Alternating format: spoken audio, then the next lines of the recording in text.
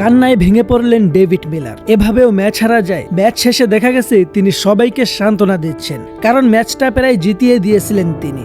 কিন্তু শেষের একটি ভুল সিদ্ধান্তই সবকিছু বদলে যায়। নায়ক থেকে হঠাৎ যেন খলনায়ক হয়ে গেলেন ডেভিড মিলার। চলুন নিয়ে যাই সেই সময় যখন জিততে দরকার ছিল 12 বলে 36 রান। উইকেটে ছিলেন একমাত্র ভরসা ডেভিড মিলার, আর বল হাতে মোহাম্মদ সিরাজ। সিরাজের প্রথম বলেই মিলার মারলেন ছক্কা, এরপর একটা 4, এরপর আবার ছক্কা। প্রথম 3 বলেই তুলে নিলেন 16 রান। পুরো ওভারে সিরাজ দিলেন 23 রান। ওই ওভারটাই ম্যাচ ঘুরিয়ে দেয়। শেষ ওভারে জিততে দরকার ছিল 6 বলে 13 রান। বল করতে এলেন প্রসিদ্ধ কৃষ্ণা।